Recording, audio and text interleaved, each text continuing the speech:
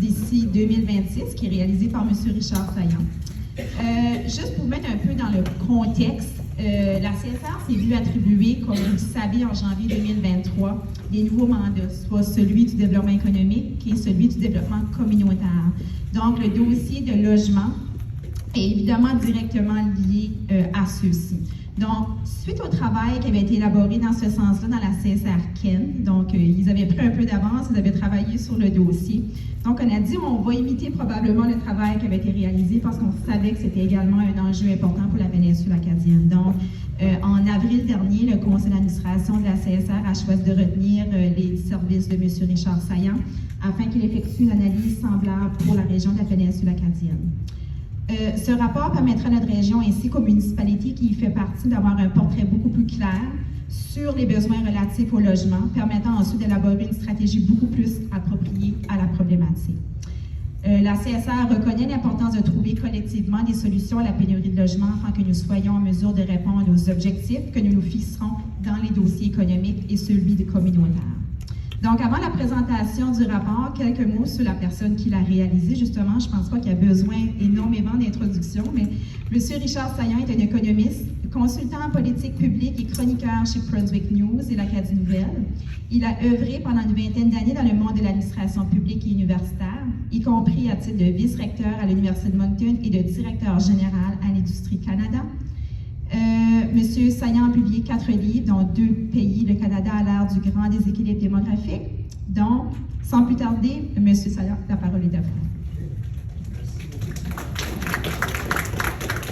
Merci beaucoup d'être là. 10h30 un lundi matin.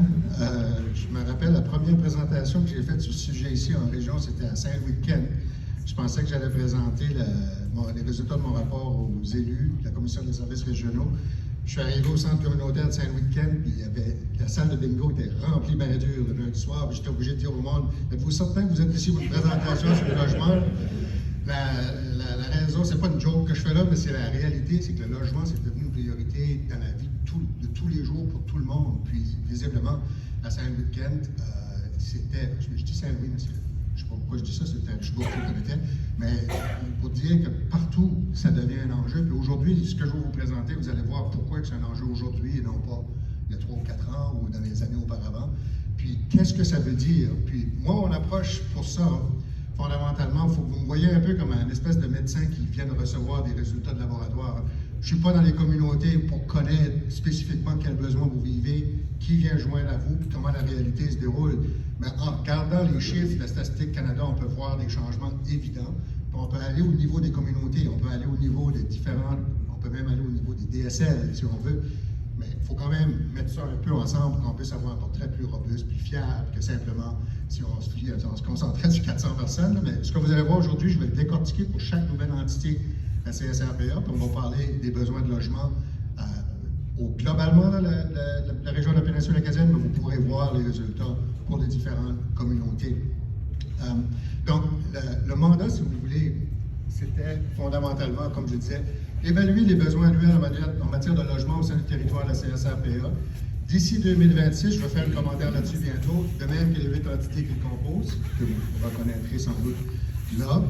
Fondamentalement, pour commencer, je dis pourquoi 2026, c'est parce que la meilleure manière de faire, pas la meilleure manière, mais l'unique manière de faire une prévision dans le détail pour les différentes communautés, c'est d'utiliser les données de recensement. C'est le recensement qui est vraiment la base. Et puis, les données de recensement sont disponibles aux 5 ans. Donc, pour vous faire une projection juste dans les années à venir, bien, si on a un recensement de 2016 à 2021, là, je vais être 2021 à 2026. Je vais traduire ça en besoins annuels pour des unités de logement. Ce que ça va vouloir dire, ça, c'est que c'est pas à partir de 2026 que tout ça va arrêter, OK?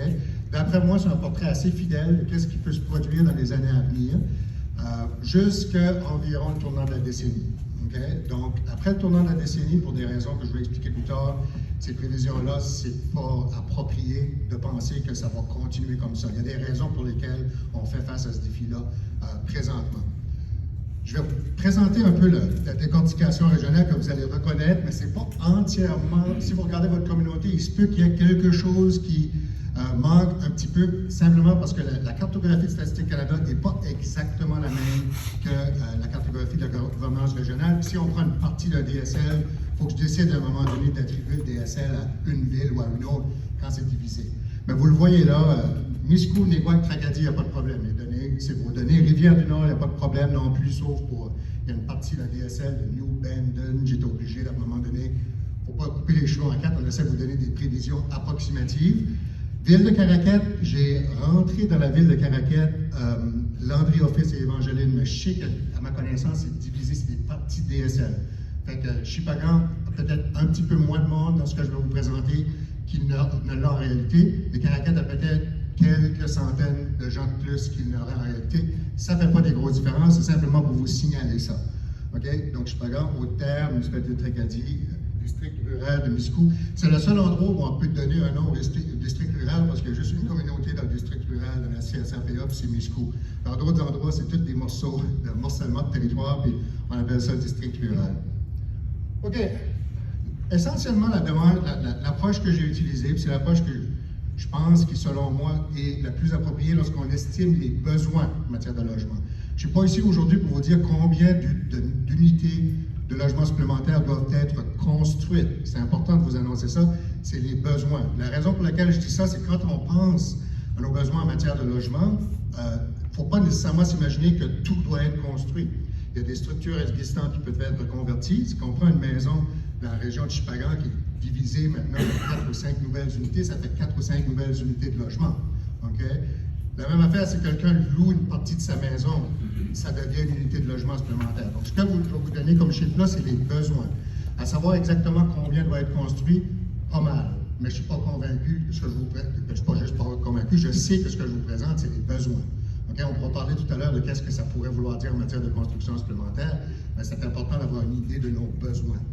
Donc, il y a 3 grandes sources de besoins pour le logement quand on y pense. Le premier, c'est que faut remplacer les baby boomers qui partent à la retraite. Dans une région comme la péninsule acadienne, pour chaque personne qui atteint l'âge de travailler cette année, il y en a 2,5 qui atteignent l'âge de prendre leur retraite. Okay, vous comprenez? Donc, il y a 150% plus de gens qui prennent leur retraite, qui atteignent l'âge officiel de travailler, prendre leur retraite que l'âge officiel de travailler. Donc ça, c'est clairement une source importante de demande pour le logement parce qu'il faut accueillir de nouveaux arrivants pour remplacer les baby boomers qui partent à la retraite. L'autre dimension, c'est le niveau global de l'emploi, puis je m'explique. Oui. Avez-vous juste des questions à la fin? Si vous voulez me poser une question, je ne vous pas. C'est combien de jeunes qui, dans tout l'ensemble du territoire, qui arrivent en âge de travailler à peu près actuellement par année? Ah ben, je vais vous montrer au lieu de vous donner un approximatif, je vais vous le montrer sur le graphique tout à l'heure. Je n'ai pas le chiffre, il va sortir dans pas longtemps. L'autre chose, c'est l'évolution du niveau global de l'emploi. Ceci, on oublie ça, mais il faut penser que le vieillissement induit des besoins supplémentaires pour 2 raisons. La première, c'est que plus de gens partent à la retraite, les gens ne disparaissent pas. Ils reçoivent des revenus de pension, ils dépensent de l'argent dans l'économie, ça crée des besoins, puis il faut embaucher des gens pour servir cette demande supplémentaire-là. Et en plus de ça, cette demande-là est locale, en grande partie, parce que c'est des besoins associés au vieillissement, c'est des besoins associés aux soins de santé. Donc, il faut augmenter le nombre de personnes dans notre région pour répondre à cette demande-là. Puis, de plus, vu qu'on accueille des gens dans la région, bien, c'est les gens qui nous arrivent pour travailler dans la région, c'est des jeunes adultes. En âge d'avoir des enfants d'âge scolaire, ça veut dire que nos écoles, plutôt que se vider, commencent à se remplir. On commence à avoir un peu partout à travers la province des défis d'augmenter la capacité dans le système d'irrigation également. Donc, l'évolution du niveau global du logement, c'est le deuxième facteur. Le troisième facteur, j'ai mis un groupe de facteurs, ce qu'on appelle les facteurs non liés au marché du travail. Mortalité, bien sûr, ça réduit la demande pour le logement. L'accès à la propriété pour les jeunes adultes locaux, parce que vous avez des jeunes qui constamment quittent le domicile familial, vont demander du logement.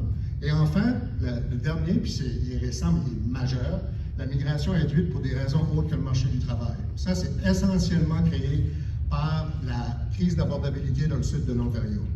Historiquement, on avait à peu près 4 000 personnes qui nous venaient au Nouveau-Brunswick de l'Ontario à chaque année. L'an passé, on a eu 13 000.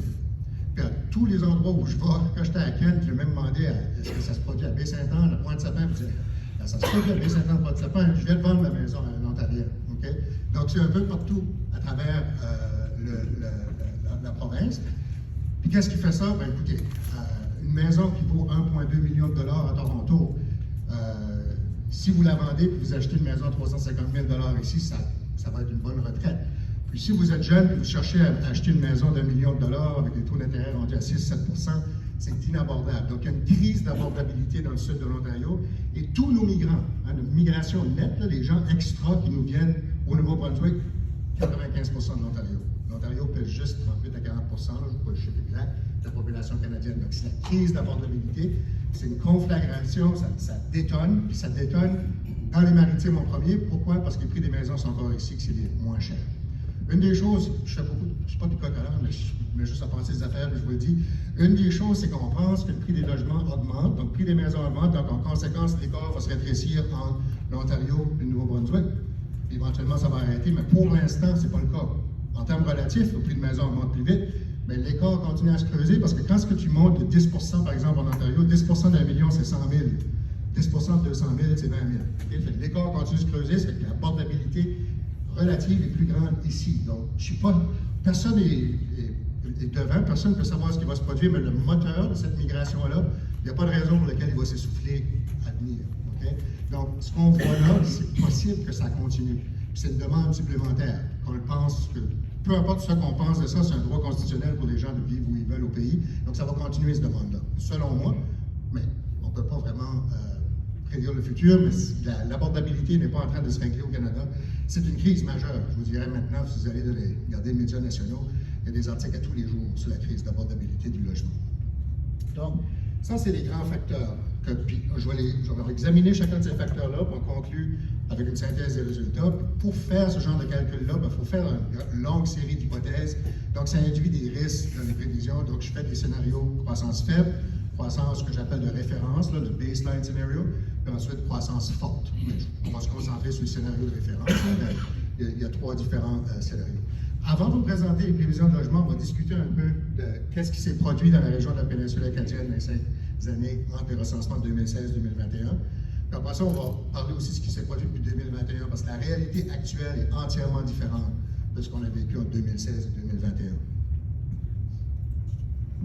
OK, ça ici, c'est les populations telles que j'ai établies. Je suis toute fière, j'ai parlé au maire Landry, puis il m'a dit qu'il y avait 6 000 personnes dans les Hautes-Terres, puis il y a à peu près 6 000 personnes que j'ai décomptées dans les Hautes-Terres. Je n'étais pas certain de tout ça, parce que c'est pas facile de tout remettre ensemble pour essayer de trouver des populations.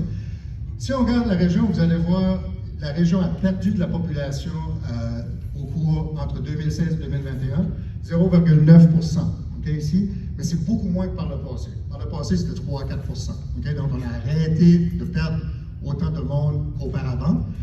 Et puis, je vous dirais que derrière ça, on va le voir, ce qui se cache, c'est qu'on a accueilli des nouveaux arrivants. Mais malheureusement, la croissance de population, c'est aussi qu'il y a des gens qui partent à la mortalité. Hein? Donc, c'est difficile d'augmenter la population. Si on a plus de décès que de naissances, ça prend plus d'immigration, plus de gens qui viennent de la région. Donc, si vous regardez les différents centres, Rivière-du-Nord est en décroissance, Caraquet relativement stable, Shippagan relativement stable. Tracadie, il faudrait le décortiquer. C'est un léger déclin, mais il faut se rappeler que Tracadie a une composante qui a un centre et une composante plus périphérique. Je ne serais pas surpris que la composante du centre a davantage connu une croissance. Qu'est-ce qui pourrait expliquer ça? Ben, fondamentalement, les personnes plus âgées, les baby boomers qui vendent leur domicile vont avoir tendance à s'installer dans un appartement en ville. Les nouveaux arrivants aussi vont probablement avoir tendance à s'installer en ville. Donc, les centres vont afficher une bonne performance. Néguac aussi a connu une croissance positive. Donc, c'est juste pour vous donner une idée de qu'est-ce qui s'est produit dans les 5 dernières années. Ici, OK, c'est un grand graphique, je vais l'expliquer simplement. On est capable d'évaluer combien vous avez eu de gens qui sont venus dans votre région en comparant la chose suivante. Je vous donne un exemple. Si vous prenez quelqu'un en 2016, à l'âge de 25-29 ans, 5 ans plus tard, ces gens-là vont avoir 30 à 34 ans. Si le chiffre de 30 à 34 ans en 2021 est plus élevé que le chiffre de 2016, ça veut dire qu'il y a des gens qui sont venus dans la région, plus de gens qui sont venus dans la région qui ont quitté. Donc, si vous regardez ça, les jeunes adultes, à partir des gens de 25-29 ans, c'est en augmentation ici. Ça veut dire qu'on a connu de la migration de manière importante dans la région. Par contre, si on compare au Nouveau-Brunswick, c'est moins important. Le Nouveau-Brunswick a accueilli davantage de gens. Puis, je vous dirais, si on compare à une région comme le Restigouche a suivi le Nouveau-Brunswick. C'est bizarre, hein? Mais comment expliquer ça? Rappelez-vous, là, en 2021, là, ça a changé à partir de 2021. Comment expliquer ça? Je ne sais pas, mais il y a peut-être le facteur de la nature de la migration qu'il y avait à l'époque, qui était peut-être des gens qui étaient davantage connaissant uniquement de l'anglais. ou encore la possibilité que Restigouche a une ville-centre. Donc, c'était peut-être plus facile. Mais je vous dis que ça a changé depuis 2021, mais je vous dis qu'il y a eu de la migration dans la péninsule acadienne, c'est clair, moins fort qu'au Nouveau-Brunswick, sauf dans les plus âgés, qui montrent ici, dans certains endroits, vous voyez, ici c'est comparable au Nouveau-Brunswick. Donc, d'après moi, on voit, puis ici c'est plus élevé. Donc, il y a eu de la migration de gens plus âgés qui sont revenus dans la péninsule ou ont emménagé dans la péninsule. Donc, ça vous donne une idée là, de ce qui s'est produit de 2016 à 2021. Ceci, ça a l'air compliqué, mais c'est vraiment important de vous enseigner, je me sens comme si j'étais en classe, de vous montrer qu'est-ce que c'est. C'est facile de décortiquer qu'est-ce qui fait qu'on a une certaine population plutôt qu'une autre. Fondamentalement, c'est juste deux choses. Okay? Est-ce que vous avez plus de naissances que de décès? Et est-ce que vous avez plus de gens qui viennent à la région que de gens qui quittent? C'est pas plus compliqué que ça. Okay? Donc, la colonne bleue, c'est la croissance démographique, c'est le nombre de personnes qui augmentent, l'augmentation de la population dans l'année. Ce que vous voyez, là, c'est largement, jusqu'en 2021-2022, on est en décroissance démographique. Si vous regardez la ligne rouge, depuis presque 20 ans, les décès excèdent la mortalité dans la région. C'est normal parce qu'on a une population plus âgée vieillissante. Pour le Nouveau-Brunswick, dans l'ensemble, c'est juste depuis 2015. Okay? Ça, c'est le reflet d'une population plus âgée, plus vieillissante. Tandis que je vous ai fait un gossip, la raison pour ça, souvent les gens s'imaginent que c'est parce qu'on a plus de gens qui ont quitté la région. Oui, c'est possible, mais c'est pas uniquement ça. Le baby boom a été drôlement plus fort au Canada, au Nouveau-Brunswick, particulièrement dans la péninsule acadienne, que dans les régions anglophones. Pourquoi? Les bons catholiques. Les bons catholiques, c'est exactement ça. Catholique et rural expliquait le boom de la population. Si vous aviez une région qui était catholique et rurale, le baby boom était énorme. Okay? Donc, les naissances étaient beaucoup plus importantes. Puis là, les baby boomers n'ont plus d'enfants, ça fait un certain temps déjà, ça fait la natalité faible. Okay? Donc, toutes les régions qui étaient des bons catholiques et rurales, Terre-Neuve, ça c'était le gros baby boom, le plus gros pays. Et au Nouveau-Brunswick, c'est en Acadie, bien sûr, que le baby boom était plus fort. Okay? Désolé pour la parenthèse. Le rouge, vous voyez, notre mortalité excède les naissances de plus en plus, ce qui veut dire que pour augmenter notre population, il faut accueillir de plus en plus de gens dans la région. Okay? Je vais vous expliquer comment on fait pour faire les calculs très simples. Quel type? On a 3 types de migration dans la région. Le premier, c'est les résidents de l'extérieur du pays qui viennent d'ici. Le deuxième, c'est les gens de l'extérieur de la province. Les autres provinces qui viennent d'ici. Le troisième, c'est la migration intra-provinciale, à l'intérieur de la province. L'intra-provincial, c'est le bleu. Avant ça, on perdait beaucoup de gens aux autres régions de la province. Maintenant, on n'en perd presque plus. Okay? Donc, c'est un développement positif majeur. C'est associé en partie au vieillissement parce que les gens se déplacent moins quand ils sont plus âgés, mais c'est aussi au fait qu'il y a énormément d'emplois disponibles dans la région. Les gens ont besoin de quitter la région comme auparavant pour trouver des emplois. La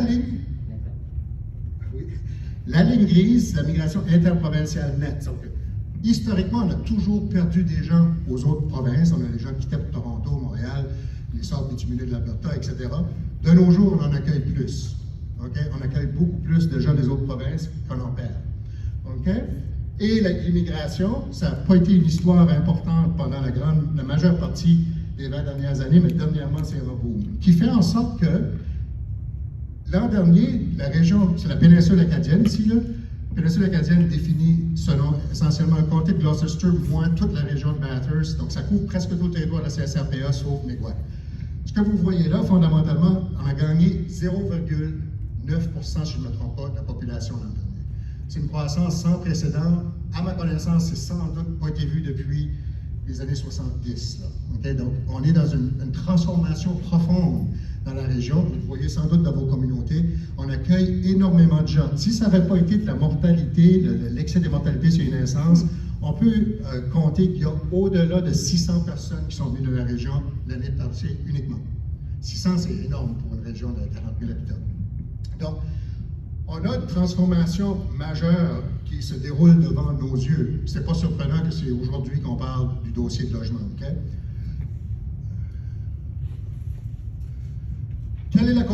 Comment expliquer cette migration-là? On voit ici, essentiellement, j'ai pris la même chose qu'on a parlé tout à l'heure, j'ai enlevé la croissance naturelle, les mortalités et les naissances.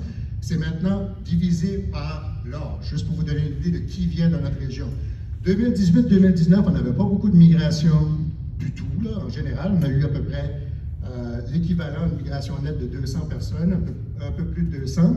Et fondamentalement, l'immigration n'était pas très importante. La migration interprovinciale était négative ici.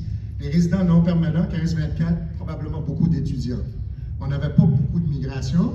On avait de la migration interprovinciale, donc on avait plus de gens plus âgés. Il y en avait quelques-uns qui revenaient de la région, puis ça causait une augmentation de la population. J'ai la même échelle dans la diapo suivante. Regardez ça l'an dernier. OK? C'est pas mal différent, là. Puis qu'est-ce qu'on a ici? Là, on a la migration interprovinciale nette. On a une augmentation ici des enfants. Pourquoi? Parce que les jeunes, les adultes qui viennent ici ont des enfants. Donc, on a une croissance importante du nombre d'enfants, 0-14 ans. 15 à 24, les résidents non permanents, c'est là qu'on a les étudiants, mais on a aussi des jeunes travailleurs qui viennent ici. 25 à 34, une croissance très forte. Donc, beaucoup de résidents non permanents, probablement travailleurs étrangers temporaires, mais pas uniquement. Et ensuite, la migration interprovinciale, également une très forte croissance. Un peu moins, mais très forte croissance. Puis il faut se rappeler aussi que dans la migration interprovinciale, les gens qui nous viennent des autres provinces, ce n'est pas toujours des Canadiens de longue date. Ça peut être de nouveaux arrivants qui ont commencé par arriver à Toronto et qui ensuite se déplacent en région. Et là, la très forte augmentation du Corée orange, migration interprovinciale, c'est les gens qui nous arrivent des autres provinces. Peut-être aller à la précédente pour vous montrer. Regardez ici, il y en avait très peu, mais l'année suivante, pas l'année suivante, mais l'an dernier, ça c'est à cause de la crise d'abordabilité en Ontario et la réalisation des gens. Il faut se rappeler qu'en Ontario, les prix des maisons ont passé, je pense, autour de 600 000 700 000. Je vous fais de mémoire, maintenant c'est bien au-delà d'1 million de dollars. Ça a augmenté très considérablement et ça pousse les gens à migrer. Donc, regardez la croissance, c'est ça que je vous disais. Si on exclut la migration, bon, on n'a pas besoin de l'exclure, mais la migration intraprovinciale, on a perdu un petit peu de gens, mais c'est 700 personnes qui sont venues dans la région ici, ou à peu près. Ça, c'est du 1er juillet 2021 au 30 juin 2022. Okay? Plus récemment, ça s'est encore accéléré, mais je ne suis pas capable de vous sortir les chiffres pour la péninsule acadienne. Mais dans la deuxième moitié de 2022, ça va encore plus vite. Okay? Ça fait que ça explique que les chiffres réels sont encore plus grands que ça dernièrement. Donc ça, visiblement, ça change votre composition démographique, puis ça change la graisse d'un bins, comme on dit en bon français. Donc, et c'est la raison, OK, je vais structurer ma présentation, pas trop mettre ça. OK, maintenant, on va parler des données sur le logement privé possible pour vous montrer où est-ce qu'on en est. Je sais qu'il y a beaucoup de chiffres, mais je vais vous montrer. Essayez de voir où est-ce qu'on s'en va avec ça en termes de qui vient, qu'est-ce qui les occupe. Est-ce que c'est des maisons? Est-ce qu'ils veulent devenir propriétaires? Est-ce qu'ils veulent devenir locataires, etc., etc. Si vous regardez locataires, on a de plus en plus de locataires. Je pense que c'est une augmentation de 13%. Et les gens deviennent des locataires. Combinaison de baby boomers qui vendent le domicile familial et puis qui veulent se retrouver un logement, et les nouveaux arrivants qui, au départ, pour la plupart, sauf ceux qui viennent d'ici pour acheter des maisons, veulent louer au départ. Donc, la plupart des cas, peuvent seulement louer au départ. Okay? Donc, une augmentation de locataires. On a eu une augmentation de propriétaires aussi, mais beaucoup moins forte. Et puis, le total des logements privés de la péninsule, ça, c'est au recensement. Ça n'a pas augmenté beaucoup en 2011-2016. On s'en parlera plus tard, mais ce qui s'est produit, regardez le taux d'occupation, 88,9 à 91,4. Ça veut dire que les logements sont de plus en plus occupés, puis on n'ira jamais à 100%, parce que ça inclut les chalets. Okay? Les chalets font partie de ça, mais ils ne sont pas considérés occupés. Si vous avez un chalet et vous avez une autre résidence, c'est un logement, c'est considéré un logement, mais il n'est pas considéré occupé, il n'est pas disponible non plus. Votre taux est comparable au Nouveau-Brunswick, et au Nouveau-Brunswick, on a une crise du logement. Donc, essentiellement, pendant longtemps, quand les gens arrivaient ici, on avait de la place. Maintenant, on n'en a plus. C'est pour ça qu'on parle de logement aujourd'hui. D'après moi, les taux d'occupation sont pas mal élevés, pas mal saturés. Est-ce qu'il y a encore de la place pour occuper davantage les logements? Sans doute, mais les rendements vont être marginaux. Il va falloir créer de nouveaux logements si on veut accommoder davantage de gens dans la région. Une chose très intéressante, la taille moyenne des ménages est allée de 2,3 par logement à 2,2. Les gens disent souvent, avec l'immigration, les immigrants, familles immigrantes vont avoir tendance à être plus nombreux dans les logements. Peut-être, mais on ne le voit pas dans les chiffres. Puis, une des raisons pour ça, c'est que la société vieillit, puis quand la société vieillit, parfois on devient veuf ou nos enfants quittent le domicile familial, donc on consomme encore du logement. et le taux la taille moyenne des ménages n'augmente pas. Si votre taille moyenne de ménage augmente, vous pouvez accommoder plus de gens dans la région, okay? Parce que ça prend moins de logements pour avoir la même population. Ça a diminué quelque peu. Donc, ça, c'est les chiffres de 2021. Mais ce que j'essaie de vous dire, c'est que les gens s'imaginaient que, OK, inquiétez-vous pas, ils vont tous être nombreux dans une unité. Oui, on a cette réalité-là où on convertit certaines maisons et on en fait 4 ou 5 logements. Mais fondamentalement, la taille moyenne des ménages n'est pas en profonde augmentation, elle est en diminution légère. Donc, pour l'instant, je ne vois pas ça, moi, dans les chiffres, parce qu'il faut se rappeler que la demande pour le logement ne vient pas juste des nouveaux arrivants. Ça vient de toute une panoplie que j'ai expliqué tout à l'heure, y compris les personnes qui vendent leur maison pour emménager en appartement. Donc, c'est une entité dynamique. Richard, Oui. je voulais te demander de revenir au tableau d'avant, le dernier. Celui d'avant. J'aimerais préciser, est-ce que je comprends bien, que l'immigration arrête de faire un effet sur la population parce que l'immigration arrête à 45 ans. Et l'immigration est un facteur nouveau dans la région. Après 45 ans, un immigrant ne peut presque plus immigrer. Voilà. Sauf que dans ces chiffres-là. Pas dans les autres colonnes. Absolument, vous avez raison, le bleu, oui. L'immigration, là, c'est une histoire de jeunes adultes. Les gens qui emménagent essentiellement pour des raisons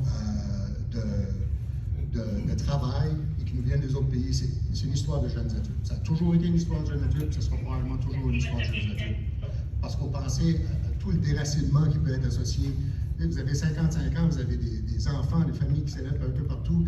D'habitude, c'est les jeunes qui vont migrer et envoyer en anglais on appelle ça remittances, des sous, mais des paiements de remittances, excusez, j'ai oublié le nom. Il y a quelqu'un qui... Est-ce que le fait que, par exemple, dans le futur, il va y avoir des changements beaucoup plus drastiques dans le réchauffement climatique, et ainsi de suite, est-ce qu'il pourrait y avoir un peu plus ou de façon notable des gens, des immigrants de 50, 60 ans qui vont venir trouver leurs enfants parce que dans leur pays, ils ne peuvent plus vivre?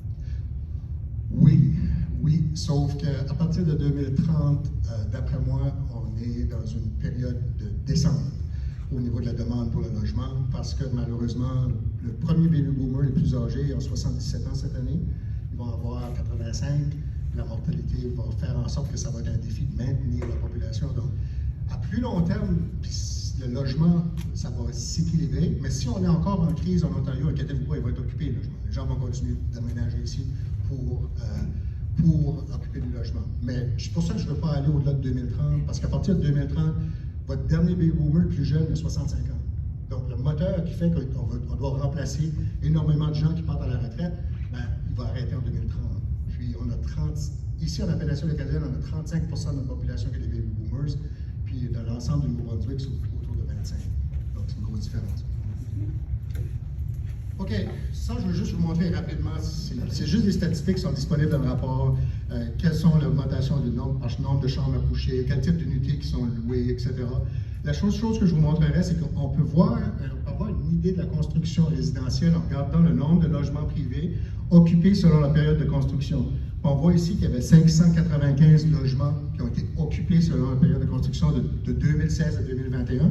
Ça va du 1er janvier 2016 au jour de recensement, qui est le 11 mai 2021. Ça veut dire qu'on peut imputer une croissance du nombre de logements dans la région construits d'environ 135 par année. C'est à peu près ça le calcul que j'ai fait, 130 à 135. Là, on va le voir tout à l'heure, je pense.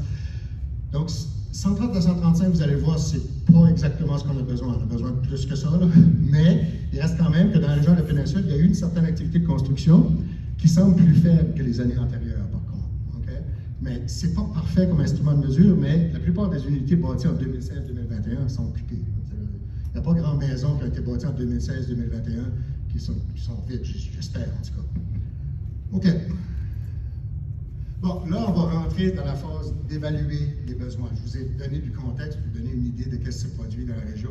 J'ai fait le rapport présente énormément de données, par exemple, le nombre de familles, combien il y a de familles, de couples, des enfants, pas d'enfants, et puis combien de personnes vivent seules, le nombre d'unités familiales, tout ça. Le rapport présente tout ça, il y a des transformations importantes qui se produisent dans la péninsule en termes de la composition des ménages. On voit qu'il y a de plus en plus de gens qui n'ont jamais été mariés, jamais été divorcés, qui sont dans les ménages. Ce que ça veut dire, c'est des nouveaux arrivants. Donc, c'est là qu'on voit constamment la transformation de la composition de la région de la péninsule acadienne. OK, rapidement, c'est ça, vous me posez, il y en a combien de jeunes qui... Ça ici, c'est les 10 à 14 ans, et les 60 à 64 ans, puis ça va vous donner une idée de combien de gens dans la région vont prendre leur retraite en 2021-2026, ou avoir l'âge de la retraite versus le nombre de gens qui vont avoir les jeunes. C'est 2,5 fois moins à peu près. OK, donc divisez ça par 5, ça vous donne 365, 365, je crois. Donc, c'est à peu près ça. OK?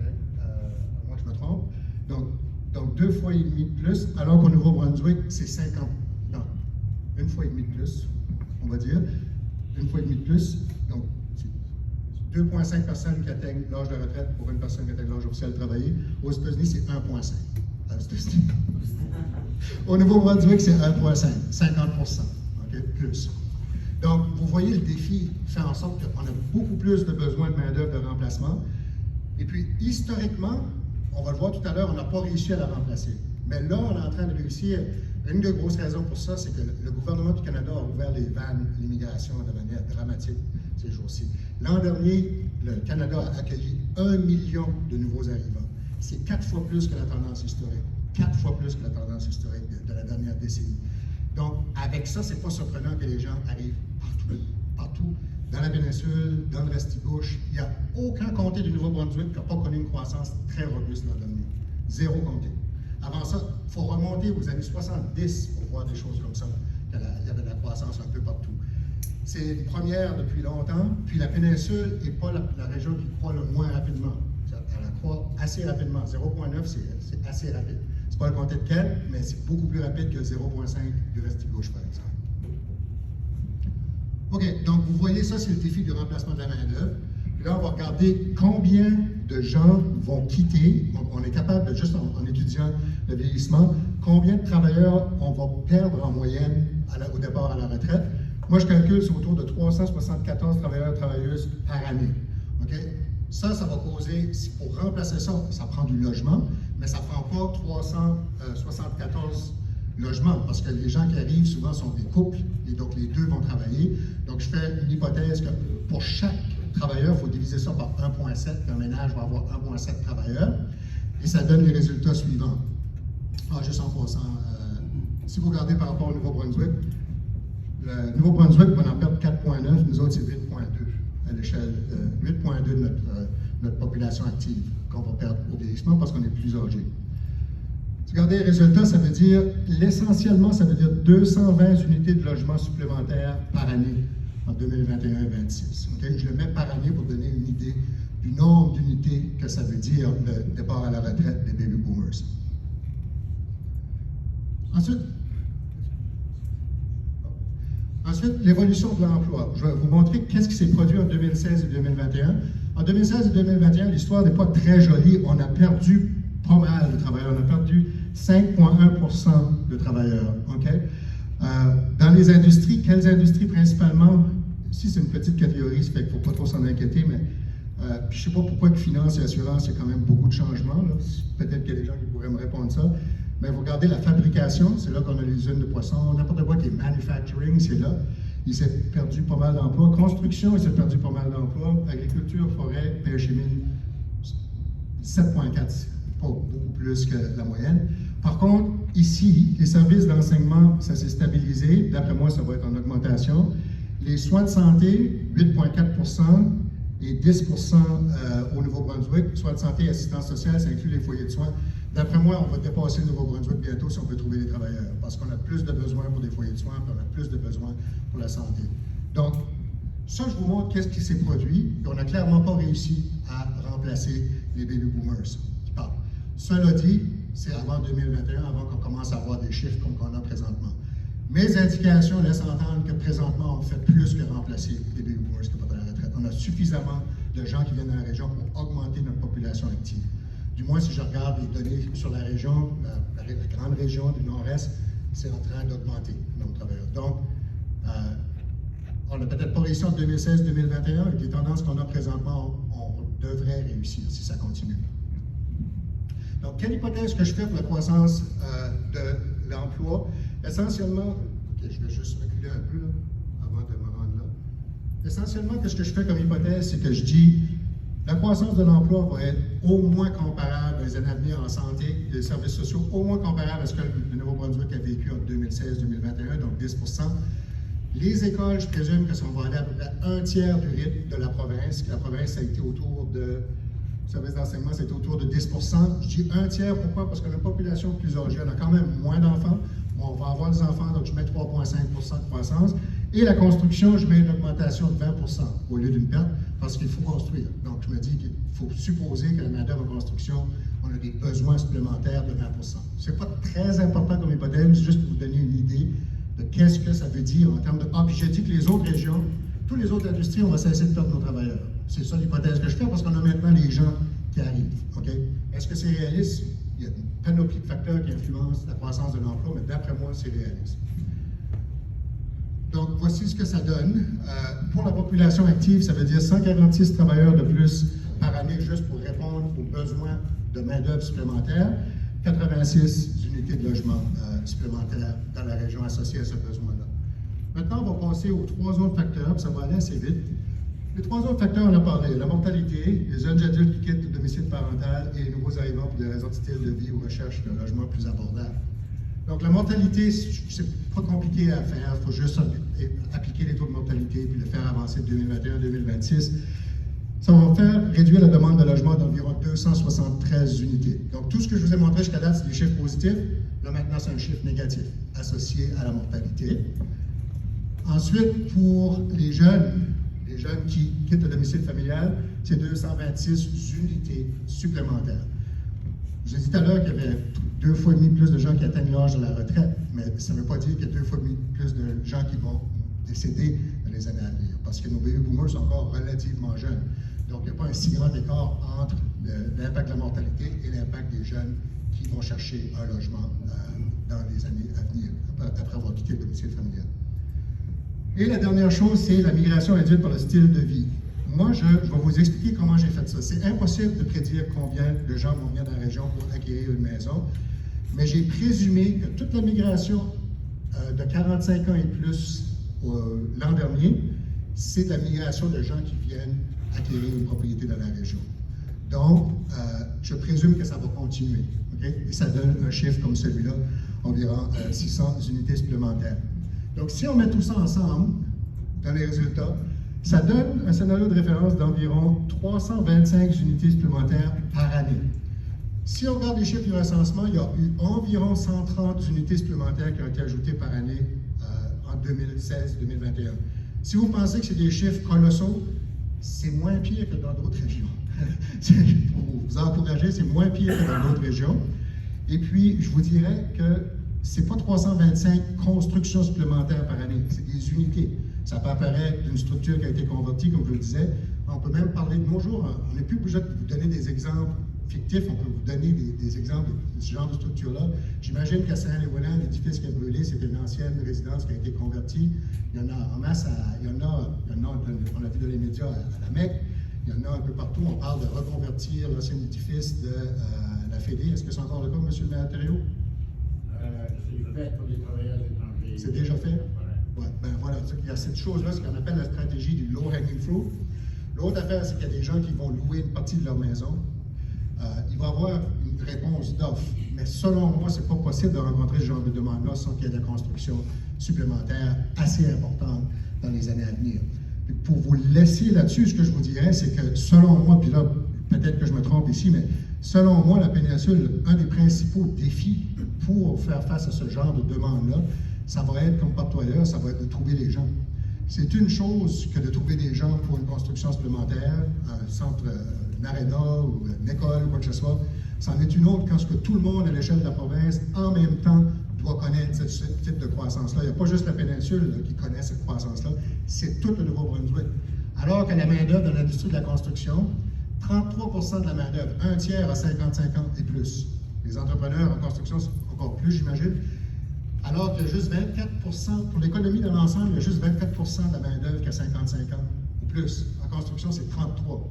Le nombre de travailleurs de la construction n'a pas augmenté dans les 10 dernières années.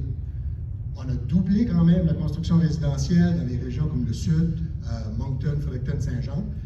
Mais il y a une bonne partie de ça qui est venue du fait que la construction non résidentielle n'était pas forte dans ces années-là. Là, maintenant, la construction non résidentielle augmente partout. On a des arénas, des écoles, un gros projet de laboratoire à Moncton, du ministère des Pêches. Donc, la demande augmente partout. C'est associé à la croissance démographique. Donc, il va falloir accueillir bien davantage de gens qui sont prêts à travailler directement dans l'industrie de la construction. Il y a eu une bonne nouvelle du gouvernement fédéral il y a 3 semaines, je pense, où ils vont cibler précisément les travailleurs de la construction, parce qu'il faut mettre la charrue devant les bœufs. Si on doit construire davantage, il faut mettre la charrue devant les bœufs. Si tu ne veux pas là-dessus, il faut mettre les bœufs devant la charrue. Parce que si on va avoir davantage de construction, il va nous falloir des gens, puis c'est partout à l'échelle du pays qu'on manque de gens. Comme je l'ai dit, c'est peut-être pas difficile de trouver du monde pour construire un projet, mais quand tout le monde doit faire la même chose en même temps, ça devient une toute autre histoire. Donc, ces genres de chiffres-là, voyez-les comme étant une étude de besoin. Qu'est-ce que ça prend pour accueillir ces gens-là? Est-ce que ça va être les mêmes unités qu'auparavant, des bungalows, certaines tailles avec un gros terrain? Pas nécessairement. Là. Okay? C'est pas ce que je suis en train de dire. Là. Ce que je suis en train de dire, c'est que ça va prendre 325 portes.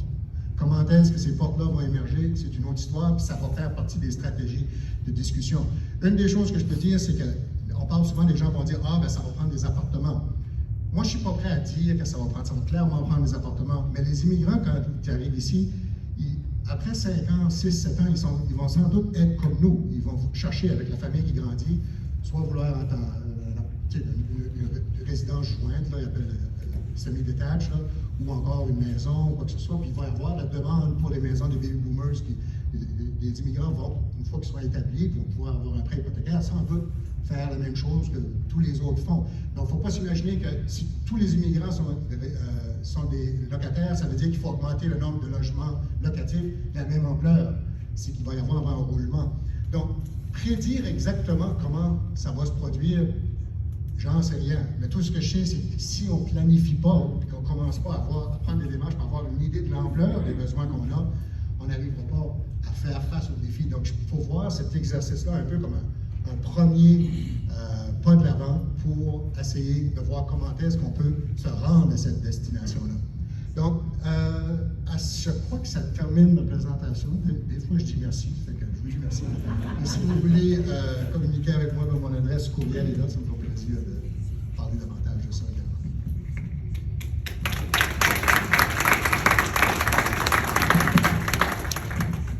Oui, monsieur. Au niveau des merci pour la présentation, c'est très instructif.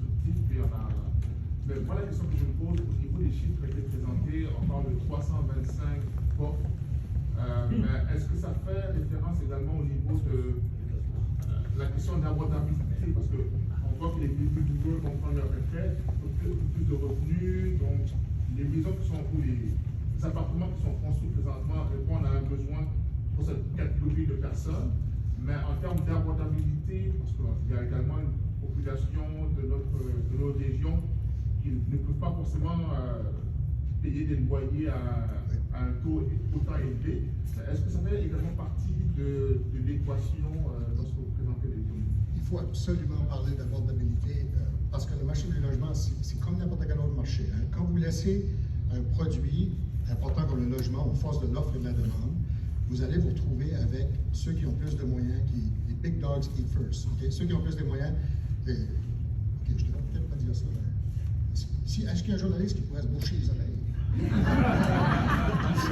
C'est une blague. J'ai eu des discussions avec certains employeurs qui disaient, est-ce que vous pensez qu'on va avoir des problèmes de logement? Je disais, combien vos employés sont payés? 85 000? Il n'y aura pas de problème de logement. Le problème de logement, c'est pour les gens qui doivent faire concurrence aux autres personnes. Donc, quand vous avez un problème de logement, ça part du haut. Une personne qui a des gros revenus, capable de s'acheter la maison qu'il veut avoir, ça descend, ça descend, ça descend. Là, tout d'un coup, quelqu'un ne peut plus s'acheter une maison, il va louer. Quand il va louer, il ajoute la pression sur le marché locatif, fait concurrence aux autres personnes. Vous vous trouvez dans une situation comme à Carleton, où vous avez des baby boomers qui ont quitté le domicile familial, sont mis à louer. Puis là, il y avait quelqu'un d'autre, on a appris plus tard que c'était quelqu'un qui représentait un employeur potentiel pour déplacer ces gens-là, parce que les gens se font concurrence. Quand on se fait concurrence, qu'est-ce que ça fait au prix? Bon, constamment. Donc, bien sûr, pour régler le problème, il faut augmenter l'offre. Mais entre-temps, il faut comprendre que pour augmenter l'offre, le prix va flamber. Il y a un paquet de gens qui ne vont pas être en mesure de rencontrer les situations financières. Puis ça s'en va jusqu'en bas, comme on dit en anglais, ça bouscule, j'allais dire trickle, ça bouscule jusqu'en bas. Puis ça explique pourquoi il y avait au dernier compte 550 sans-abri à Moncton. C'est pas juste les enjeux que les drogues sont rendus durs. C'est le marché du logement dégringole. Puis c'est les pauvres et plus vulnérables qui payent le plus cher. Donc, pour moi, ça nous interpelle en tant que société. Pour moi, les villes ont bien sûr un rôle important à jouer au niveau de faciliter la construction et le développement d'unités abordables, mais c'est le genre d'argent qu'on parle, c'est de l'argent provincial, fédéral. Puis moi, dans ma tête, une stratégie de logement qui avait de l'allure au l'échelle du Nouveau-Brunswick, ça s'approcherait du milliard.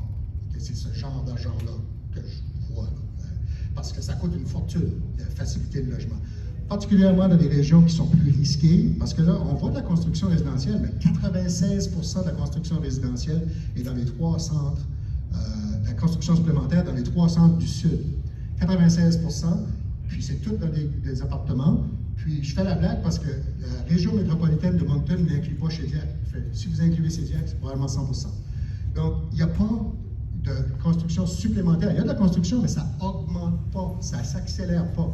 On construit 50% moins présentement à l'extérieur des 3 centres, dans le nord, partout, qu'on construisait dans les années 2000, alors que dans les années 2000, on a perdu 20 000 de population.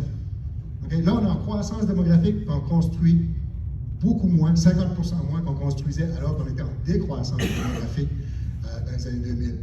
Il y a de nombreuses variables qui expliquent ça, mais selon moi, lorsqu'on manque de travailleurs, les développeurs, qui sont des gens comme vous et moi, qui cherchent à rentabiliser leurs activités, vont se concentrer sur les projets qui sont les plus rémunérateurs compte tenu du risque. C'est dans les grands centres, c'est tout dans les appartements et les unités multiples qu'on retrouve cette croissance-là. Ils ont l'embarras du choix, donc ils développent là où c'est le plus raisonnable dans ce sens-là. Donc, le rôle des pouvoirs publics, parce que tant et aussi longtemps qu'on manque de travailleurs, il faut shifter des équipages, puis aller les chercher des grands centres, puis les amener tranquillement à l'extérieur des grands centres, dans des unités, des secteurs qui sont moins servis comme le logement abordable. La seule manière en économie capitaliste de faire ça, dans l'économie de marché, c'est de les inciter financièrement. Ça coûte cher. Ça coûte très cher. Puis les incitatifs actuels, qui est 60 000 $, ça ne marche pas vraiment. Pourquoi? De tout ce que je comprends, là, je ne vais pas dire que ça ne marche pas. Ça ne marche pas vraiment parce que quand tu as l'embarras du choix, tu dis, bureaucratie, de voir toutes ces... d'avoir à aller tout à travers toutes ces étapes-là, je peux juste bâtir puis changer 1800, 2000, puis ça va marcher parce que les gens n'ont pas le choix. Ça m'amène à un autre point sur les régions rurales, c'est que, puis je ne dis pas ça de gaieté de cœur, mais les gens disent, la raison pour laquelle les gens ne construisent pas, c'est parce que les loyers sont trop faibles.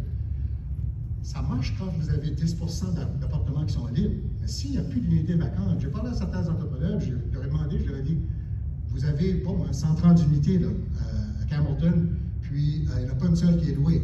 Comment est-ce que vous chargez quand ça se libère? 1300-1400$, as-tu de la misère à le louer? Non. C'est ça la réalité. Hein? Quand les gens n'ont pas le choix de se loger. Est-ce qu'ils vont être 2 groupes dans un logement? Est-ce qu'ils vont avoir je ne sais pas. Mais tout ce que je dis, c'est que quand tu n'as pas le choix, tu n'as pas le choix. Donc, c'est une crise d'abordabilité. Hein? Ce n'est pas juste une question d'accueillir plus de gens. Puis, il faut accueillir plus de gens pour garder une société prospère, une économie dynamique, puis s'occuper de nos gens. Mais en même temps, il faut aussi accélérer la cadence de construction résidentielle. Je l'ai dit dans d'autres forums, selon moi, c'est l'enjeu. Si on parle d'économie puis de croissance, c'est l'enjeu prioritaire à l'échelle de nos modules. Oui, M. Landry, puis après... Juste, pour parler pour moi-même, c'est plus tard passé. Oui. Je disais, quand je vais arriver à un certain âge, je vais débarrasser ma maison, je vais m'en aller en oui. Et puis, il a changé tout ça là. Je regarde qu'est-ce qui coûte plus cher. Et le problème, c'est pas qu'est-ce qui coûte plus cher.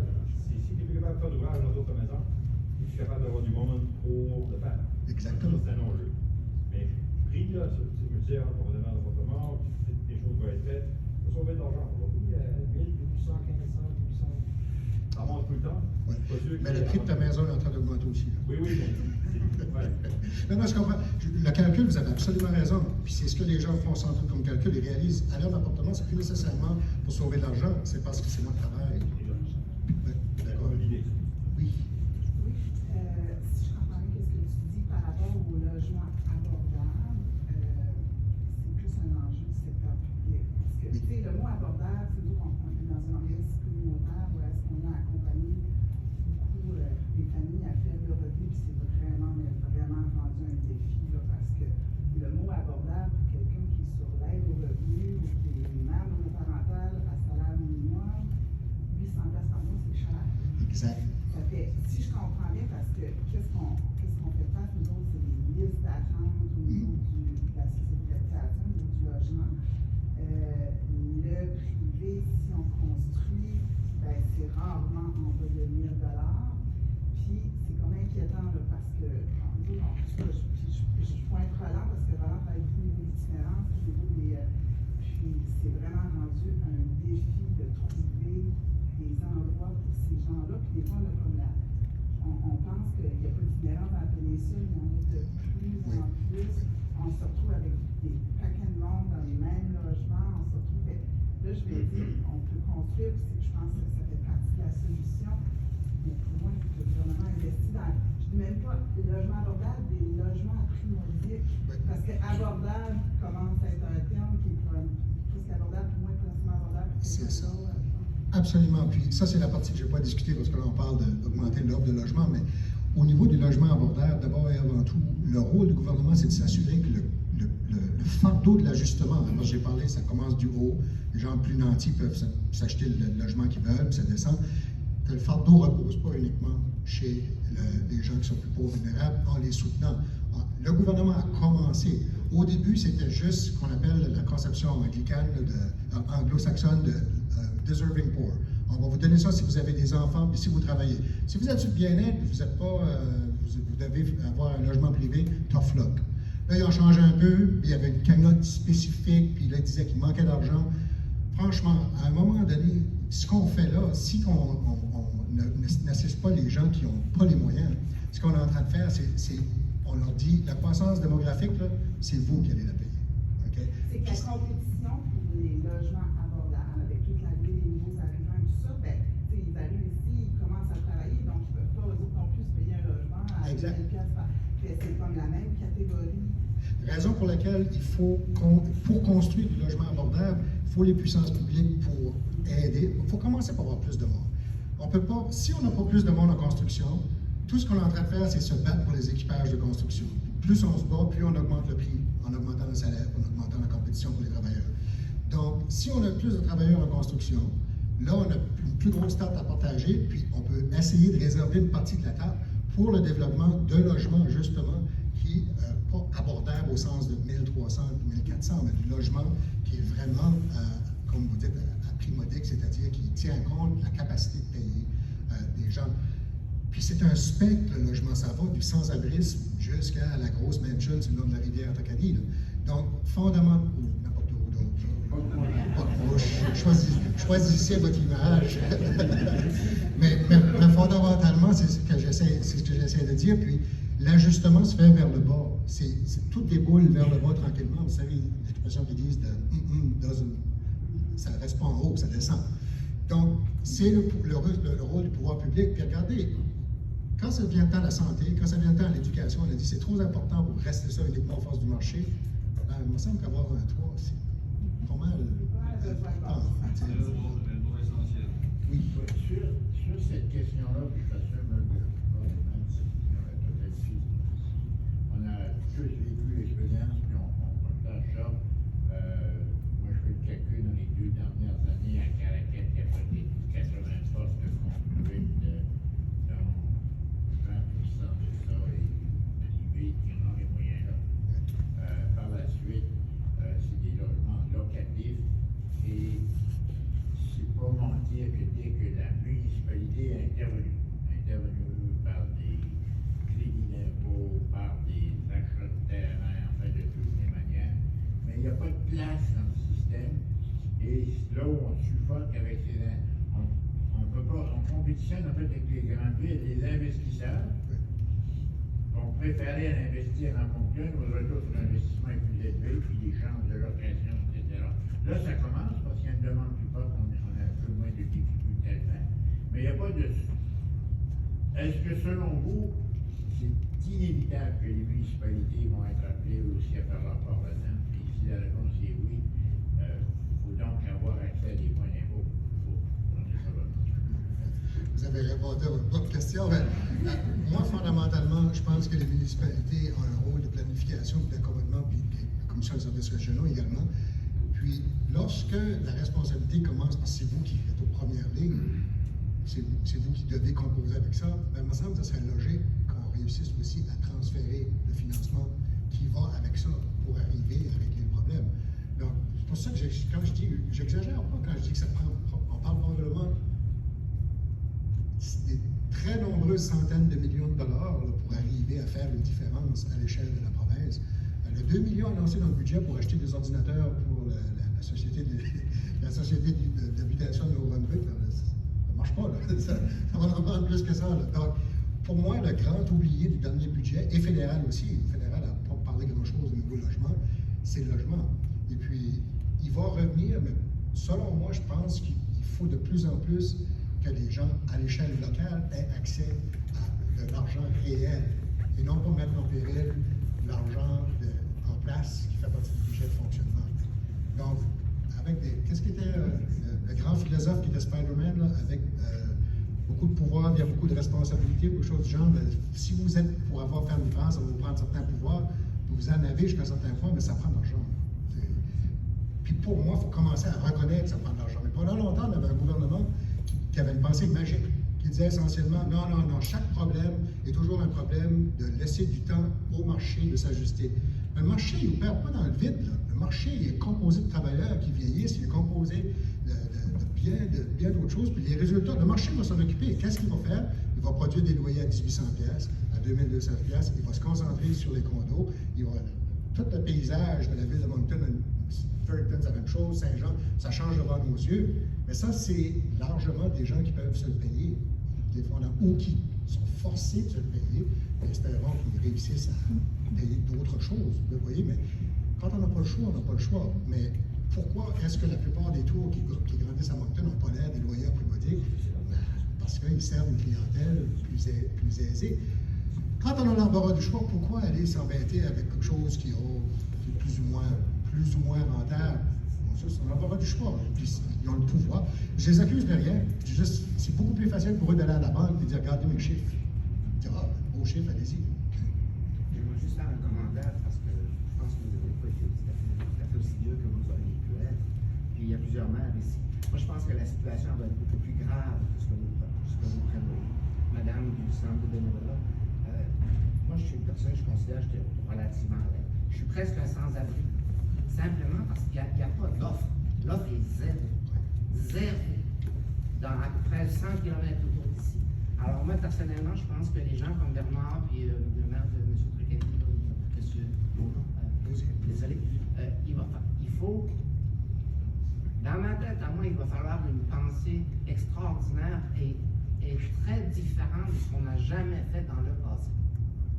C'est pas compliqué, ça n'arrivera pas. Là. Le milliard, il n'apparaîtra pas. Les travailleurs, ils n'apparaîtront pas. Puis le bois pour construire, ou qu'on prend d'autres matériaux, n'apparaîtra pas non plus. Alors, dans 5 ans, des sans-abri, il va y en avoir dans le lobby de la Caisse populaire ici. C'est certain, ça. Puis il va y en avoir pas mal à part de ça. Alors, moi, ce que je suggère, c'est que arrêtons de se fier aux autres, occupons-nous de nous-mêmes. Si on arrive avec des idées, comment dirais-je, exceptionnelles, et M. Landry, je vous regarde, parce que vous êtes un gars qui a fait des choses, par exemple, différentes quand vous êtes en politique. Bien là, c'est le temps d'aller à l'autre pas. Il va falloir avoir des idées exceptionnelles, totalement différentes, puis quand on saura ce qu'on veut faire, on dira au gouvernement, bien, financez-nous à ça. Nous autres, on va s'organiser. Arrêtons de dire au gouvernement, organisez-nous. Ça, on voit ce que ça fait avec les médecins. Là. On leur a laissé ça pendant des années, puis ils n'en ont pas recruté de médecins. Si on veut recruter des médecins, c'est à nous-mêmes de le faire. Si on veut avoir des maisons à la péninsule, moi je vous dis, ma famille elle pense que je suis très pessimiste. Je vous le promets, dans 5 ans, ça va être beaucoup plus grave que c'est à ça. simplement parce qu'il n'y a pas d'offre, il n'y a pas de gens pour les bâtir, les maisons.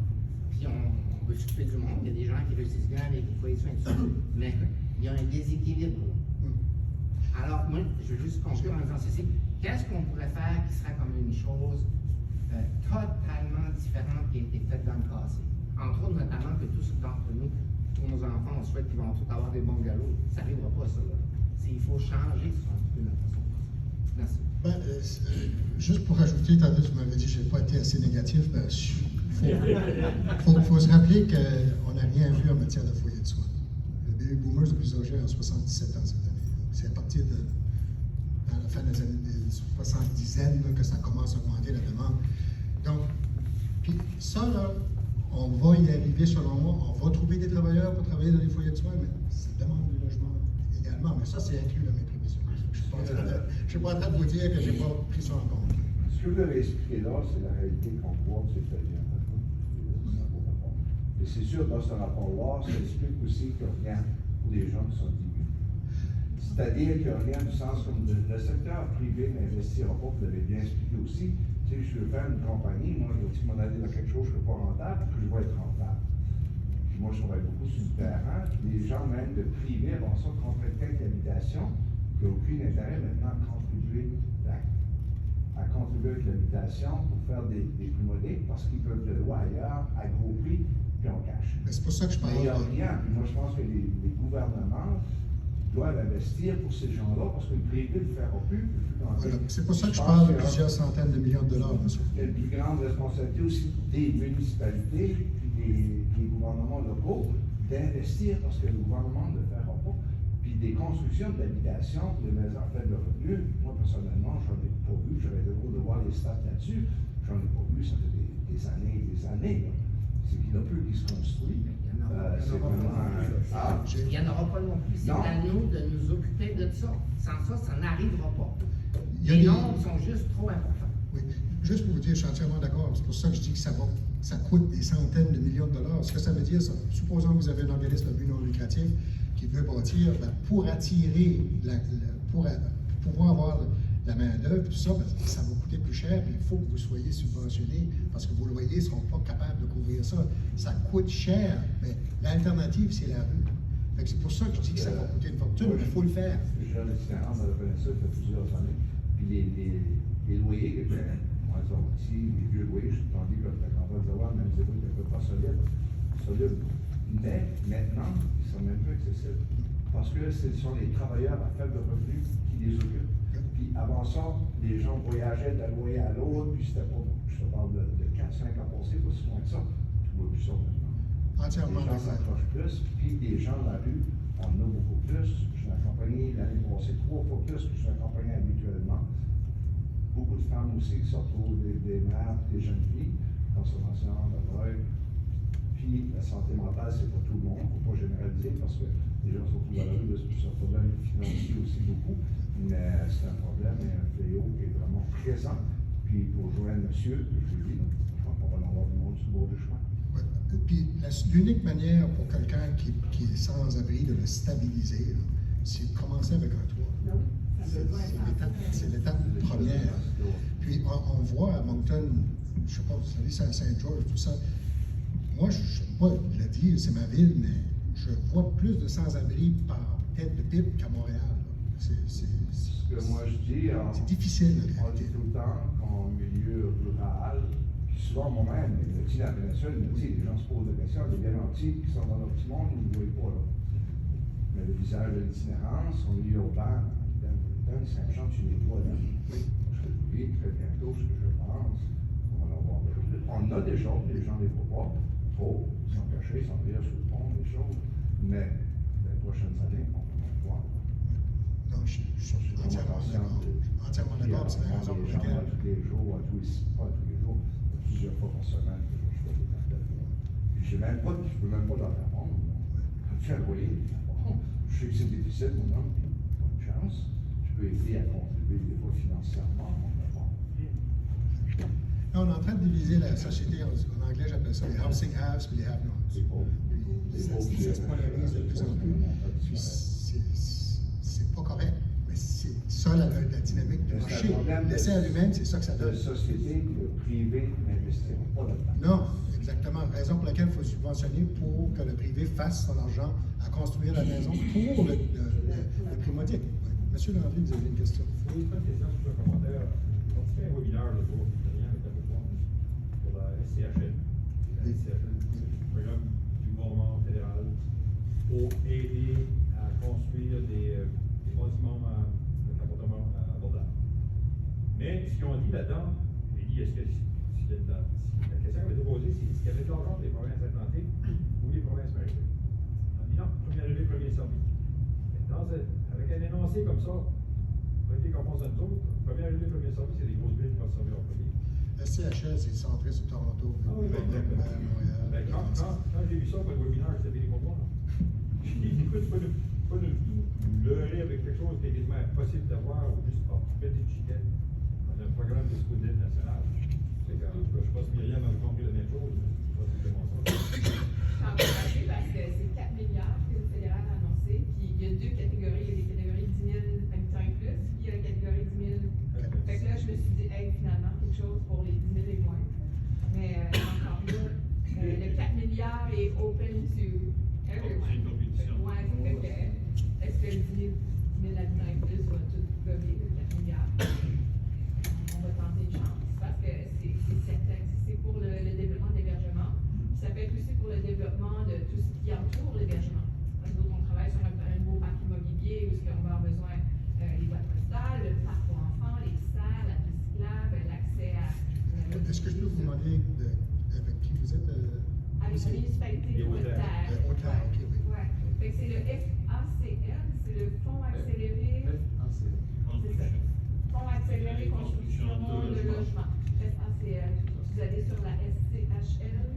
Vous allez trouver ça. Puis l'appel d'offres va ouvrir Ils disent pas la date. Non, c'est pas la fin de l'été. Non, c'est dans l'été. Préparez-vous, préparez-vous. Ils disent qu'ils vont ouvrir la porte au concours pendant l'été. Quelle date? Ça va être court. Ils ont toujours prévu que ça va être court. Avec l'étude que vous faites, on a besoin d'une étude pour justement appliquer au niveau de ce fonds-là, mais avec l'étude qui nous démontre c'est quoi les besoins, ça aide les municipalités qui veulent appliquer à ce fonds-là déjà. Oui, mais l'idée, c'est ça, c'est de se faire une idée de qu'est-ce que. Pour développer une stratégie, comme je disais, peut-être que la ville de Miramichi avait décidé, par exemple, qu'il n'y a même plus de permis si quelqu'un veut louer une partie de sa maison, par exemple. Il y a des stratégies pour essayer de faciliter la multiplication des logements, des unités. Mais encore là, avec un genre de chiffre comme ça, 325, je ne sais pas, la communauté est très solidaire. Et dès qu'il y a quelque chose qui se produit, on agit, on essaie de faire des choses, mais avec une ampleur comme ça, il faut vraiment avoir un plan plus détaillé avec des pelles dans la terre, pas juste des nouvelles portes qui émergent, parce que ça fait quand même pas mal de portes. Là, Comment nos chiffres se comparent à Restigouche? À Restigouche, à peu près comparable. À peu près comparable. Restigouche, c'est une population, eux autres, rappelez-vous qu'ils n'ont pas 50 ans. Là, je pense qu'ils sont autour de 20, trentaine de mille, autour de ça. Puis on parle de 205. Mais vous êtes 46 000. Donc, même proportion. Et par contre, dans le Restigouche, ici, j'ai vu la construction, il y avait 130 unités en moyenne par année. Restigouche, ils sont à 40. Il n'y a pas eu de construction là. Parce que rappelez-vous, le Restigouche, ça a frappé dur. L'économie, ça a frappé dur pendant longtemps. Puis, attendez ce qu'on fait. Attendez, je vous ai fait l'anecdote. Moi, à chaque recensement, la chose que, un petit peu comme Shiner, là, la chose que je vais voir la première recensement, c'est que je vais voir la ville de Dalhousie parce qu'elle avait le fâcheux honneur d'être la ville la plus âgée au Nouveau-Brunswick. Puis je pensais que c'est la ville la plus vieille au Canada. Je n'ai trouvé une à Annapolis Royal en Nouvelle-Écosse, qui a 500-600 de plus. Quand j'arrive là, je regarde Dalhousie, puis j'étais tout fier de moi. Je me disais, je vais voir mon chiffre, puis je vais trouver mon coin. Ça a rajeuni. Et qu'est-ce que vous pensez qui est arrivé? Dalhousie, c'était vide. Tout le monde en snap et les maisons, ils ont tout acheté, qu'est-ce qu'ils pouvaient acheter. Puis la population, tout le monde a déménagé à Dalhousie parce que c'était la seule place qui avait des logements, d'après ce que je peux voir.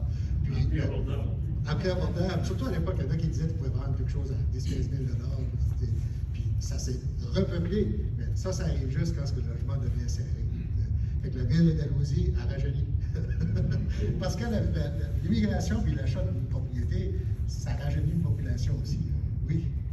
Bon, moi, je travaille pour le collège communautaire, puis dans la péninsule acadienne, on a connu dans les 5-6 dernières années 500% d'augmentation des étudiants internationaux. C'est quand même pas rien, principalement quand il y a des Chipagan, parce que nos deux sites de formation sont là. Donc, comparé à 5 ans passés, je dois, comme loger exemple, 40-50 personnes par ville, c'est quand même pas rien. Puis au niveau provincial, bien sûr, on connaît des augmentations. Les étudiants internationaux représentent 50% de nos admissions. Donc, dans toutes les régions, là, on a des logements. Considérant que le CCD n'a pas de résidence étudiante sur notre campus, c'est là qu'est notre défi.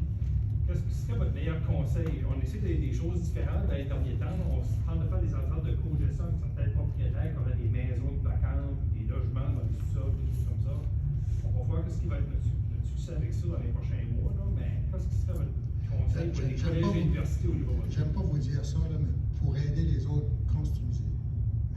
Parce que, entre-temps, vous êtes en train de compétitionner avec le reste de la population. On fait compétition. Ça serait ça ma recommandation. J'aime pas dire ça, là, peut-être des petits logements, plus de résidences ou quoi que ce soit, mais si vous voulez aider votre communauté, essayez de construire. On va essayer de faire ça. C'est ma proposition. Parce que sinon, vous êtes en train. C'est comme le groupe Saint-Paul l'a réalisé à 50 ans. Il disait il faut qu'on arrête de faire ça, d'acheter des maisons, de les enlever de la communauté pour accueillir de nouveaux arrivants. Puis ils ont décidé d'arriver avec leur propre unité. Exact, parce que là, on a vu les Tim Hortons acheter des maisons, les Bill Light acheter des maisons, les Shop à Poisson acheter des maisons, mais là, c'était tous des logements étudiants. Fait que là, nous aussi, on essaie de faire une stratégie pour se sécuriser du logement qui est pas beaucoup dans le. C'est ça qui se produit malheureusement. C'est qu'il faut que les gens se fassent concurrence l'un l'autre. Puis, fait que si vous avez moindrement la chance, je ne sais pas, on va trouver du financement de la province pour construire, ça serait une façon d'aider votre communauté. Je le dis en riant, mais c'est la réalité. Une question par rapport aux différents villages, aux différentes municipalités. Est-ce que les chiffres qui sont là, c'est simplement une projection historique ou on va enlever là-dedans d'autres considérations, d'autres paramètres? Parce que je me dis, c'est une population plus jeune qui arrive, immigrants et tout ça. Est-ce que les gens vont s'établir dans les mêmes centres ruraux, de la même manière? Parce que peut-être une erreur qu'on peut faire, c'est ben là, à Calaquette, ça prend 70 unités, on en fait 70, puis les gens s'en vont plutôt à Tracadie parce qu'il y a une nouvelle tendance du marché. Oui. Ma réponse courte, ce serait que ça incorpore déjà cette dimension-là dans la mesure où ça s'est produit pour le passé. Donc là, c'est en train de s'accélérer. Je vous dirais, les centres ont sans doute plus de pression. Plus de pression, puis peut-être un peu moins de pression dans un endroit comme les Hautes-Terres. Mais il demeure quand même qu'il y a de l'industrie à Saint-Isidore. Il y a de l'industrie à Pacaville, je suis moins courant de ce gars, mais Saint-Isidore, le Bleuet, différentes entreprises locales. Donc, il y a quand même cette dynamique-là qui se fait. Il faut remplacer les travailleurs. Et puis, Saint-Isidore a des projets, comme vous le savez. Donc, c'est un peu partout. Puis, quand on parle de, vous l'avez vu, il y a des centres régionaux, des centres ruraux ont perdu plus de population que les centres. C'est incorporé jusqu'à un certain point. Mais je vous dirais que oui, c'est un bon point que, par exemple, Néguac, ça se porte assez bien, Néguac, que je peux le dire. Vous avez une certaine stabilité de la population. Donc, sans doute, Néguac, ça incorpore déjà ça. Cette dynamique-là est déjà entamée. Est-ce que ça va s'accélérer? Oui. Donc, la réponse courte, c'est en bonne partie, mais vous avez raison, c'est un bon point. La dynamique, si la dynamique change, la chose va se modifier sur un certain point. Mais il reste que si vous avez des logements qui se libèrent, ils vont aller, les gens vont, s'il faut aller à Rang-Saint-Georges pour acheter une maison, en louer une, ils vont le faire. Comment je dis Rang-Saint-Georges, je ne suis même pas sûr que je suis capable de me rappeler comment pointer sa map. Là. Donc, Appelle-moi, je veux dire. Appelle-moi, je veux dire. Pour rajouter un peu sur cette réflexion-là, si on regarde tous les chiffres, et moi je l'ai constaté en devenant maire de la nouvelle municipalité, il y a des choses qu'on n'a pas vu venir, puis il ne faut pas mettre de côté les centres les plus ruraux. Vous faites allusion, par exemple, à la nouvelle ville de Caraquet. La croissance la plus forte entre 2016 et 2021 est à Pocmouche, 44 nouveaux résidents à Pocmouche. Et il y a un tas de facteurs. Je pense qu'il y a un phénomène qu'il y a des gens qui choisissent un environnement qui est quand même attrayant. Et deuxièmement, je crois que Jiffy n'est pas étranger à cette réalité-là. Le plus gros employeur du coin est là. Et probablement, ils ont déjà une trentaine, si ce n'est pas plus, de travailleurs, de nouveaux arrivants, qu'on aura avantage pour le mieux-être de tout le monde à les installer le plus près possible de leur usine parce qu'ils sont à Caracat présentement, mais là, ça pose des problèmes de logistique qui conduisent à des emmener parce qu'il faut le tout, etc. Fait qu'il y a cette dynamique-là qui va Puis la base industrielle, il faut se rappeler qu'elle est distribuée sur tout le territoire. Donc, probablement que ça n'affecte pas beaucoup. Transport en commun, vous l'avez dit, c'est fondamental. Puis vous avez déjà amorcé du travail là-dessus, c'est très bien. Moi, je suis beaucoup inspiré par la formule du Québec, qui sont beaucoup à avoir des municipalités dans des sociétés d'habitation, dans des portefeuilles immobiliers, pour s'assurer, parce que le marché privé ne le fait. S'il fait, il vient tellement chercher de participation financière des partenaires que c'est très difficile à financer. Est-ce que vous voyez comme consultant l'arrivée de cette tendance-là pour s'assurer que les municipalités prennent le dossier du logement abordable locatif à prix modique eux-mêmes? Dans la municipalité ou la commission, moi je serais parmi ceux qui disent qu'il faut créer une structure habilitée par les autorités plus centrales, habilitée à justement prendre ça en main. La formule québécoise a toujours été un peu plus dirigiste que la formule anglo-saxonne, mais c'est la seule manière d'y arriver, selon moi, il faut que les gens qui sont plus près du dossier aient la capacité d'investir, parce que le privé est laissé à lui-même, selon moi, produira pas de résultats de recherche, particulièrement pas dans une région. Et la SCHI et la SCHL. Non plus. La Ville de Québec va assurer la main-d'œuvre dans les biens de services où les salaires sont bas, comme la restauration, les services. Ils ont 9000 appartements, la Ville de Québec, qui gèrent eux-mêmes. Saviez-vous que l'endroit où un des endroits du secteur du logement est le plus sain, il est très urbain, puis il est très étatique, c'est lequel? En Autriche. Donc, on va toujours s'imaginer que les gouvernements sont capables de faire des choses, mais ça dépend comment c'est structuré, puis comment on arrive, puis il faut aller essayer de pouvoir tirer les leçons de ceux qui ont eu du succès avec ces formules-là. Mais Vienne est un exemple. Le parc immobilier aux propriétés de la ville de Vienne. S'assurer du... On devrait tous aller, madame.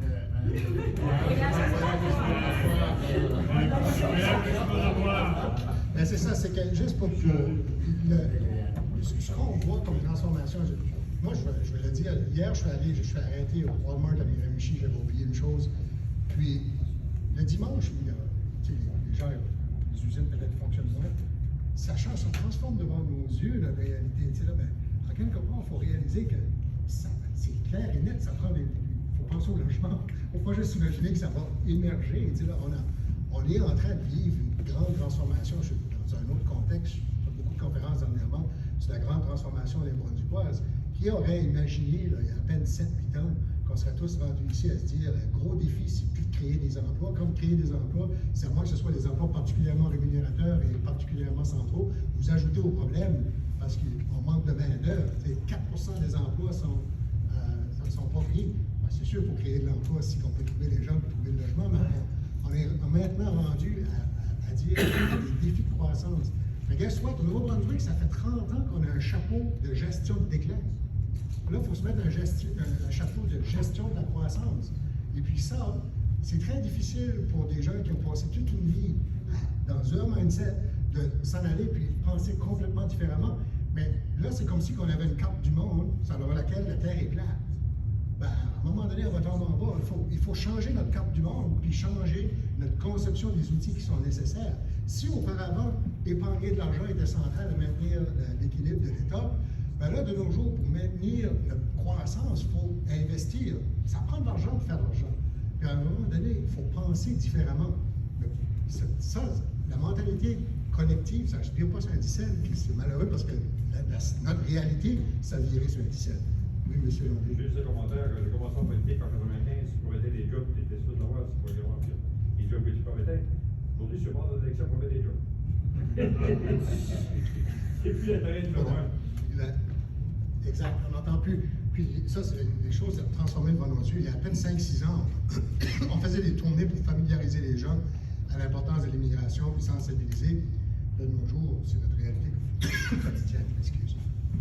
Juste, c'est ça, devant l'urgence, la compagnie Oxford, la VESAR, a acheté et fait l'acquisition et fait une nouvelle subdivision pour 15 nouvelles maisons pour justement pas avoir un stress sur le problème déjà d'immobilier dans la région de la MHD. Donc, 15 nouvelles maisons, ça c'est l'initiative de l'employeur. J'aime ça, puis si ça peut inspirer les collèges communautaires. On est en train de trouver des solutions progressivement ici, juste en jasant comme ça. C'est certain que la municipalité a aidé à faciliter les choses, les permis de construction, le bill de taxes et tout ça, mais c'est 15 nouvelles maisons sont arrivées. C'est ce qu'elle doit faire. Voilà.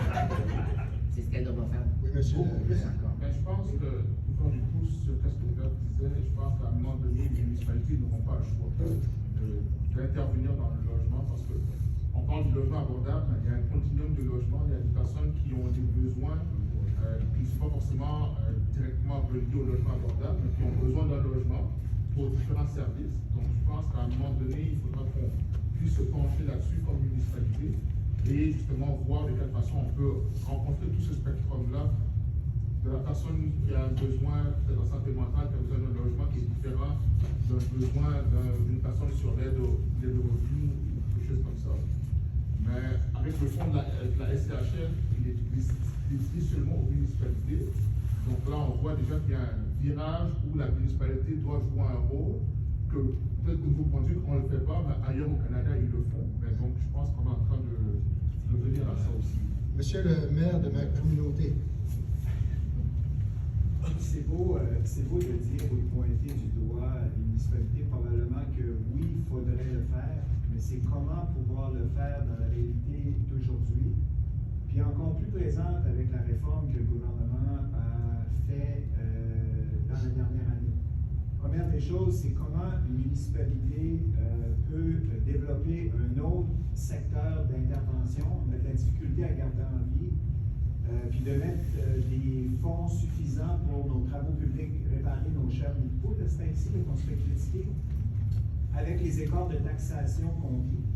Les nouvelles municipalités qui viennent de se regrouper vont vivre probablement la même chose que Tracadie a vécu les 10 dernières années. L'écart significatif des zones rurales versus les zones urbaines. En plus qu'au niveau de la péréquation, quand on regarde que la péréquation sont dirigées vers les cités ou les grands centres, que dans les zones rurales, on n'a pas cette particularité-là. Comment se virer le bord pour stimuler les logements modiques puis les logements abordables quand l'investissement est difficile à aller chercher? Je regarde juste chez nous, après 10 ans, l'écart de taxation entre 12 000 personnes qui vivent dans la zone rurale et la zone urbaine, où il y en a 4 900, l'écart de taxation fait en sorte que la disponibilité financière de la municipalité en prend un coup pour être en mesure de subvenir ou financer ces départements qu'il y a là. Fait que, il va falloir que, oui, probablement que les municipalités le fassent. C'est difficile de regarder, comparer le Québec avec le Nouveau-Brunswick. Le Québec a décidé bien longtemps passé de faire ces regroupements-là d'envergure. La plupart de ces municipalités-là ont un taux de taxation. Il faut que les gens comprennent que s'ils vivent dans une ville, à un moment donné, ce qu'ils payent, c'est pour les différents services. Fait que si on veut développer un autre secteur, parce que dans les zones rurales, il y a probablement plus de gens qui vivent de salaires plus faibles, de là l'investissement qui devrait être fait, mais il faut aller chercher les revenus. Nous, aller chercher 2,4 millions, ben, c'est 40 cents de taxation qu'il faut qu'on fasse. C'est actuellement l'écart qu'on a entre la zone rurale et la zone urbaine, puis il y a plus que ça. Là.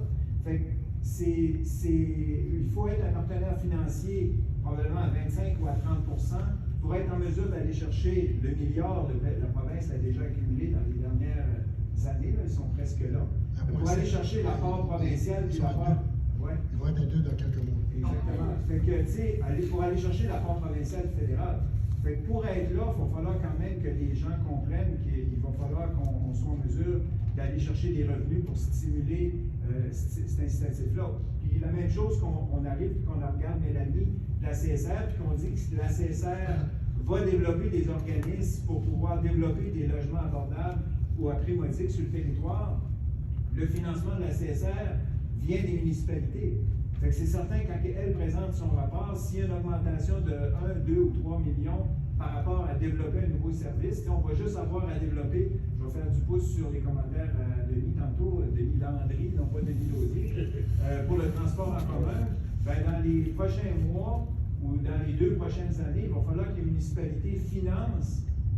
Puis on sait que c'est important, mais il y a une partie qui va venir du financement des municipalités qui va augmenter notre budget de CSR. Fait que là, si on veut se diriger en plus dans le logement abordable et le logement prix modique, ben, il va falloir que nous, il va falloir faire nos devoirs, mais il va falloir créer des départements ou des secteurs d'intervention pour aller chercher les capitaux ou les budgets qui sont nécessaires pour le faire. Fait que le défi n'est pas facile. Puis ce qui est plate, puis je vais prendre peut-être faire du pouce sur les commentaires du monsieur en bleu tantôt, c'est que ça aurait dû être fait 5 ans passés. Les prévisions, vous les disiez, ce qui s'en venait, mais personne s'est préoccupé de ça. Puis aujourd'hui, on est en plein dans la tourmente, on est en plein dans le défi.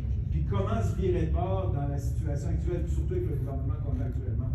Oui, moi, je vais vous dire honnêtement, il n'y a pas de possibilité que les municipalités peuvent être des joueurs sérieux financiers dans le domaine du logement sans que l'argent vienne des ordres supérieurs. C'est trop d'argent. Il ne faut pas utiliser l'argent des taxes. Ça ne fera pas de différence. On parle de gros argent. Ça fait 5 ans qu'il y a un projet de 45 appartements à laquelle il se parle. 5 ans. Là-dedans, il y a 15 appartements à prix abordable. Ça fait 5 ans. 15 appartements. L'industrie privée ne fera pas. Parce que même si l'argent est là pour le construire, c'est une clientèle qui ne veut pas. Puis je suis convaincu, si je demandais aux gens de centre de bénévolat, comment il y aurait besoin, puis le comité du département de développement social à commande de logement à Caraquette qu'on aurait besoin, c'est probablement près de 100. Puis on parle de 15 depuis 5 ans. Il y en a encore de misère à le financer. Ça fait moi, ça fait des années qu'on commence à avoir des problèmes de logement, puis on ne voit pas. Les gens disent tout, ça s'en vient, oui, mais moi, je ne le vois pas dans les chiffres. Je ne vois pas l'augmentation. Peut-être qu'elle est en train de s'en venir, mais ce n'est pas des mesures de combien de logements ont été complétés, c'est combien ont été mis en chantier. Des pelles dans la terre. À l'échelle du Nord, je ne le vois pas. Je ne le vois pas. En fait, le nombre d'unités locatives dans les 4 villes du Nord, l'an dernier, malgré le quart de la population qu'on a connu là, 0. C'est en baisse. Je ne sais pas qu'est-ce qui explique ça. C'est-tu Airbnb? C'est-tu qu'il y a des gens qui ont acheté? Je ne sais pas. Mais le nombre d'unités selon la SCHL n'a pas augmenté du tout. Dans le sud, les grands centres du sud en explosé. Est-ce que les chiffres qui indiquent que les propriétés au niveau des taxes, c'est la maison principale, la maison secondaire, est-ce que ça, ces chiffres-là, est-ce que ça peut jouer dans l'interprétation du délit? Oui, absolument. Quand je parle d'un taux d'occupation de 92 %, si vous incluez tous les chalets et les structures qui, statistiquement, ne peuvent pas être considérés occupés par le propriétaire parce que le propriétaire est déjà dans son logement principal, on est probablement proche de 90. Est-ce qu'on a des chiffres là-dessus? Ben, on peut simplement regarder à l'échelle du Nord les taux d'inoccupation, par exemple, des logements locatifs. Certaines années, c'est autour de 0. Il y a plein de communautés que c'est essentiellement 0. Puis quand on vous dit qu'il y a 1 %, c'est souvent parce que lorsqu'ils ont fait le sondage, cette journée-là, il y a quelqu'un qui l'avait mis, qui l'avait affiché. On est dans beaucoup de communautés du Nord à pleine capacité, depuis longtemps. Bathurst, même chose. Campbellton, même chose. Ici, on n'a pas de chiffre officiel de la péninsule, mais juste avoir l'intérêt qu'il y a dans le dossier, c'est clair qu'il manque, c'est pas mal, c'est proche de 100 % occupé. Donc, dans tout ça, il y a des appartements qui se libèrent, mais quand ils se libèrent, puis ça monte à 14-1500, alors que c'était... je parlais à un propriétaire, moi, justement à Campbellton, il me disait, regarde, moi, j'ajuste en fonction du marché. Certains appartements sont vendus à 1300, 1400, puis j'ai dit, as-tu de la misère? J'ai de la misère à leur expliquer que c'est ça que ça vaut, puis que, mais ils appellent, ils louent. Parce que c'est pas le choix, donc c'est ça la vérité. Comment on peut expliquer que le gouvernement investit si peu, parce qu'ils ont accès au même chiffre que vous référencez, autant au niveau fédéral que provincial, pour qu'il y ait pas trop par les cordes, moi. Le fédéral, honnêtement, le fédéral a augmenté un peu son financement. C'est que l'ampleur des fonds qui sont nécessaires est tellement grande que fondamentalement, ils annoncent des sommes importantes qui me paraissent grosses. Ils annoncent sur 7 à 8 ans. Mais c'est parce que la pandémie a coûté cher au gouvernement fédéral, pas mal, puis les deniers sont rares. Puis au niveau provincial, fondamentalement, le dossier est arrivé à l'élection de 2020. C'était, je me rappelle très bien, le premier ministre X était tout surpris que les gens venaient me voir et disaient comment je vais payer mon loyer, ça a monté de 250 $, 300 $. Dans un temps démocratique, 2 ans, c'est presque rien. Ça prend du temps avant de se virer. Puis comme je disais, si ta carte mentale est que l'offre va répondre magiquement à la demande, parce que ça a toujours appliqué auparavant. Avant ça, on n'avait pas de problème de logement. Là. Quand tous les baby boomers étaient au travail, si vous aviez une demande, 2 ans plus tard, les logements avaient apparu. Vous comprenez? Parce qu'il n'y avait pas de contraintes au développement. C'est pour ça qu'on avait plus de logements dans les années 2000. C'est que maintenant, on est arrivé à un point où ça ne marche plus comme ça marchait avant parce qu'on en manque de travailleurs de l'industrie de la construction. Donc, si la carte mentale est que la magie de l'offre et la demande va faire son œuvre, ben, ça donne une justification pour dire que le résultat du marché, c'est le jugement de Dieu, puis vous n'avez pas besoin de rien faire. Je m'excuse, mais on connaît quelqu'un qui pense comme ça. Et puis, le gouvernement n'a pas fait ça. Vous pouvez citer ça, monsieur.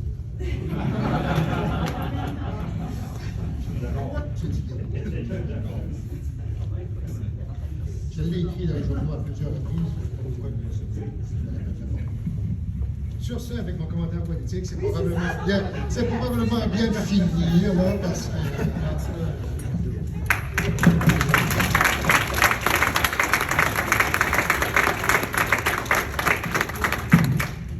Merci beaucoup, Seigneur, c'est extrêmement intéressant. La copie du rapport en tant que tel va être disponible sur notre site web, donc csrpe.ca, bien simple, donc il va être affiché là. Je pense que Karine va le... Il est déjà là? Après-midi. Donc, il va être là, donc vous pouvez avoir accès sur notre site web. Puis, comme Richard disait tout à l'heure, pour moi, ça, c'est notre première étape. Donc, le constat des besoins. C'est sûr qu'il devra éventuellement avoir une deuxième étape à ce travail-là, qui va être une stratégie. Donc, c'est sûr de voir c'est quoi les besoins, mais comment on est en mesure de répondre justement à ce besoin-là. Je pense qu'il faut le faire de façon réfléchie aussi. Donc, je pense qu'il y aura du travail à faire par la suite, une deuxième étape qu'on aimerait entreprendre éventuellement. Ça sera une bonne discussion qu'on aura à la table à CSR, là, je suis certaine, dans les prochaines semaines. Donc, sur ce, je vous remercie énormément. Donc, comme je vous dis, le rapport va être là. Si vous avez des questions, des commentaires, n'hésitez pas non plus à nous envoyer un courriel. Ça va nous faire plaisir d'y répondre. Donc, sur ce, bon après-midi. Merci beaucoup.